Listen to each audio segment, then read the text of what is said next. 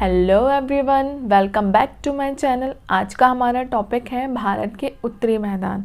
ठीक है, इस टॉपिक से हमने एक क्वेश्चन लिया है प्रीवियस ईयर का, जो कि 2022 के मेंस एग्जामिनेशन में पूछा गया था। ठीक है, तो चलिए डिस्कस करते हैं अपने क्वेश्चन को।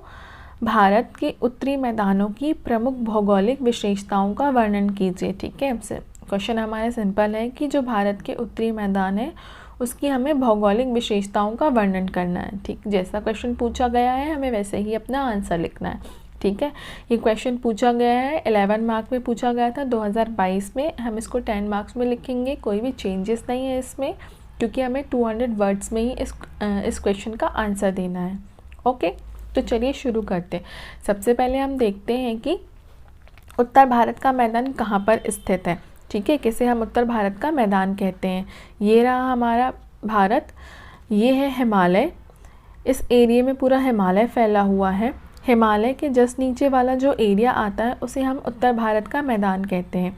हिमालय और प्रायद्वीपीय पठार, हिमालय और प्रायद्वीपीय पठार के मध्य का जो एरिया होता है उसे हम कहते हैं उत्तर भारत का मैदान। अब ये मैदान निर्मित कैसे होता है, ये मैदान बनता कैसे है वो हम देख लेते हैं। हिमालय में ना बहुत सारी नदियाँ होती हैं जिसे हम हिमालयी नदियाँ कहते हैं। जब हिमालयी नदियाँ हिमालय से नीचे उतरती तो बहुत तेज़ गति से नीचे उतरती हैं और अपने साथ बहुत सारा अवसाद लेकर आती हैं। अवसाद मतलब कंकड़, पत्थर, रेत, मिट्टी। तो वो जो अवसाद लेकर आती हैं वो अवसाद को यहाँ पर जमा करना स्टार्ट कर देती हैं। वो यहाँ पे पूरा फैलाना शुरू कर देती हैं और आगे बढ़ती जाती हैं। ठीक है, जब वो अवसाद यहाँ पे फैल जाते हैं बहुत सालों तक, तो यहाँ पे क्या एक मैदान निर्मित सा हो जाता है। सारी मिट्टी जम जाती है यहाँ पे, तो क्या हो जाता है एक मैदान बन जाता है, समतल एरिया बन जाता है, जिसे हमने कहा है उत्तर भारत का मैदान। अब ये जो नदियाँ हैं वो जो मिट्टी लेकर आती है उसे हम कहते हैं जलोढ़ मिट्टी। ठीक है, जो कि बहुत ज़्यादा उपजाऊ मानी जाती है, जिस कारण यहाँ पे कृषि बहुत अच्छी होती है। ठीक है, जलोढ़ मिट्टी जो होती है, हिमालय जो नदियाँ होती हैं वो अपने साथ जलोढ़ मिट्टी लेकर आती हैं, जिससे उत्तर भारत के मैदान का निर्माण होता है। अब जो ये जो नदियाँ अवसाद लेकर आती हैं, जो मिट्टी लेकर आती हैं, उसमें बहुत उपजाऊ होती है, जिससे यहाँ पे खेती की संभावना बहुत ज़्यादा होती है। अगर खेती यहाँ पे बहुत ज़्यादा होगी तो यहाँ पे जनसंख्या भी बहुत ज़्यादा होगी। तो आप देखते हैं कि उत्तर प्रदेश, यूपी, बिहार, पश्चिम बंगाल सबसे ज़्यादा जनसंख्या इन्हीं एरिया में है, क्योंकि उत्तर भारत का मैदान इन्हीं एरिया में फैला हुआ है। कहाँ फैला हुआ है? राजस्थान में फैला है, यूपी, बिहार, पश्चिम बंगाल और असम वाले एरिया में उत्तर भारत का मैदान फैला हुआ है। ठीक है, तो ये रहा हमारा, ये हमने समझ लिया कि कैसा कैसा ये होता है। चलिए अब हम इसकी विशेषताएं देख लेते हैं।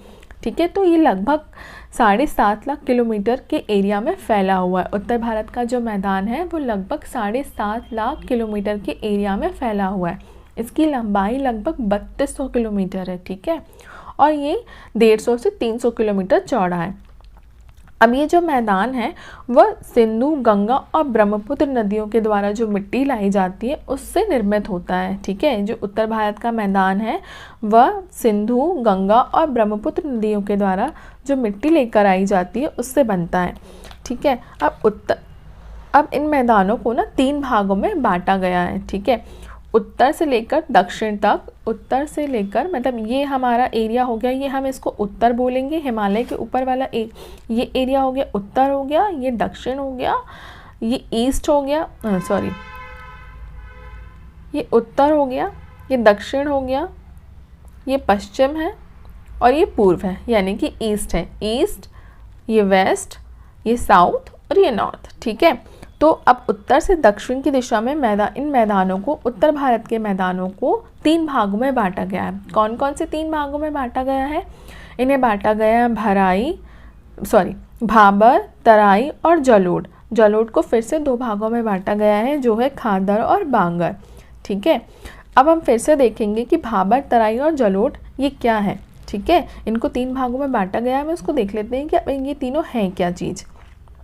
ठीक है, अब भाबर जो है वो शिवालिक के गिरिपाद में पाया जाता है। शिवालिक हमने जैसे हिमालय पढ़ा ना, हिमालय पढ़ा तो हमने क्या पढ़ा था, ट्रांस हिमालय पढ़ा था, बृहद हिमालय पढ़ा था, लघु हिमालय पढ़ा था और शिवालिक हिमालय पढ़ा था।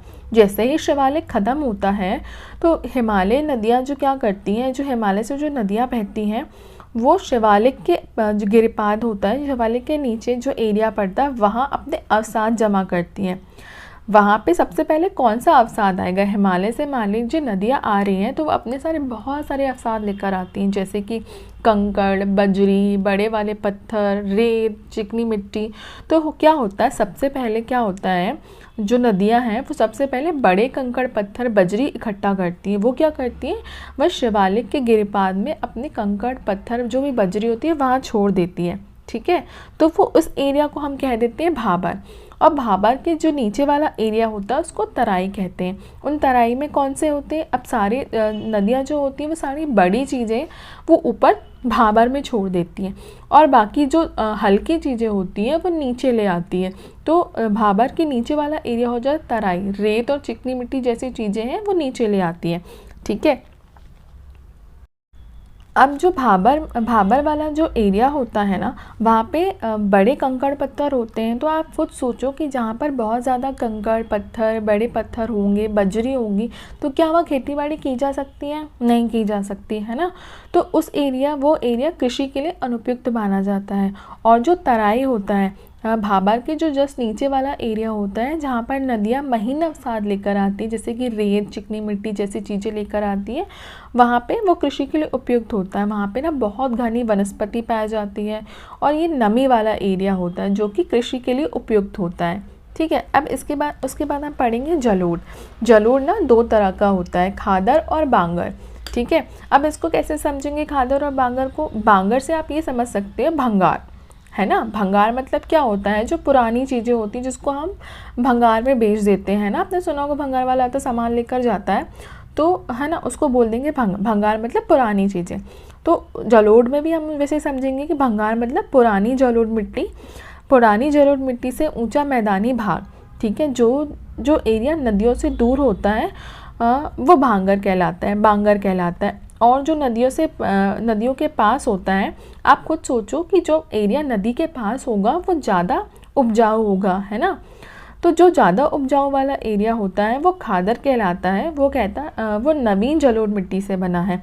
और जो नदियों से दूर वाला एरिया होगा वो बांगर कहलाता है, जो पुरानी जलोढ़ मिट्टी से बना हुआ है।